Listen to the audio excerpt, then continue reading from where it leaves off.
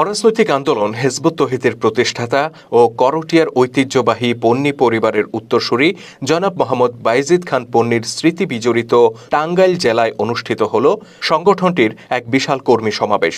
আজ সকাল ৯টা থেকে টাঙ্গাইল জেলা শিল্পকলা একাডেমিতে দিনব্যাপী এই সমাবেশ অনুষ্ঠিত হয়। জেলার বিভিন্ন উপজেলা থেকে আগত শত শত কর্মী ও সমর্থকের স্বতঃস্ফূর্ত অংশগ্রহণে মুখরিত হয়ে ওঠে সমাবেশের স্থল। সংগঠনের ময়মনসিংহ বিভাগীয় সভাপতি এনামুল হক বাপ্পার সভাপতিত্বে অনুষ্ঠানে প্রধান অতিথি হিসেবে বক্তব্য রাখেন হিজবুত তৌহিদের শীর্ষ নেতা ইমাম হুসেইন মাহমুদ সেলিম। বিশেষ অতিথি হিসেবে উপস্থিত ছিলেন ইলদিরিম মিডিয়ার চেয়ারম্যান খাদিজা খাতুন, হিজবুত তৌহিদের কেন্দ্রীয় কমিটির আন্তর্জাতিক প্রচার সম্পাদক মশিউর রহমান, স্বাস্থ্য বিষয়ক সম্পাদক উম্মুত্তিজান মাকদুমা পন্নী, কেন্দ্রীয় নারী বিষয়ক সম্পাদক রুফাইদা পন্নী, ঢাকা বিভাগীয় সভাপতি ডাক্তার মাহবুব আলম মাহফুজ, ময়মনসিংহ বিভাগীয় নারী সম্পাদক রোজিনা আক্তার, টাঙ্গাইল জেলার রাজনৈতিক সম্পাদক ওমর খান প্রমুখ। অনুষ্ঠানটি সঞ্চালনা করেন হিজবুত তৌহিদের টাঙ্গাইল জেলার সভাপতি মুস্তাফিজুর রহমান টিটু।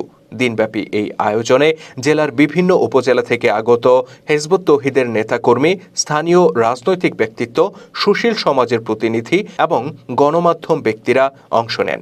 অনুষ্ঠানে প্রধান অতিথির বক্তব্যে ইমাম হোসেন মাহমুদ সেলিম মুসলিম উম্মার উপর চলমান নির্যাতন ও নিপীড়ন প্রসঙ্গে গভীর উদ্বেগ প্রকাশ করেন। তিনি বলেন, গত ৮০ বছর ধরে ফিলিস্তিনে মুসলিমদের উপর জাতিগত নিধন চলছে। সাম্প্রতিক বছরগুলোতে গাজা উপত্যকায় বর্বরতা চরম আকার ধারণ করেছে। নিরস্ত্র মানুষকে পাখির মতো গুলি করে হত্যা করা হচ্ছে।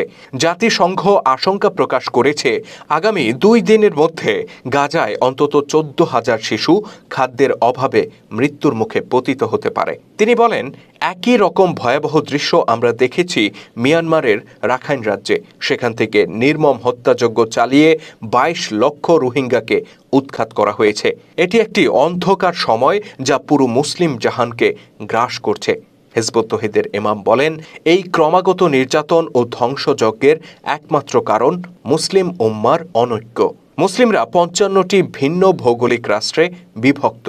প্রতিটি দেশ নিজের সীমানা, নিজের সমস্যা এবং নিজের স্বার্থ নিয়ে ব্যস্ত। ফলে দুনিয়ার বিভিন্ন প্রান্তে মুসলিমদের উপর যখন গণহত্যা চলছে, তখন আমাদের কোনো প্রতিক্রিয়া নেই। এই সীমাহীন নির্যাতন থেকে মুক্তি পেতে হলে মুসলিম উম্মাহকে ঐক্যবদ্ধ হতে হবে বলে মন্তব্য করেন হিজবুত তৌহিদের এই শীর্ষ নেতা। অনুষ্ঠানে আগত অতিথিদের অনেকেই অফিসিয়াল ফর্ম পূরণের মধ্য দিয়ে আনুষ্ঠানিকভাবে আন্দোলনে যোগদান করেন।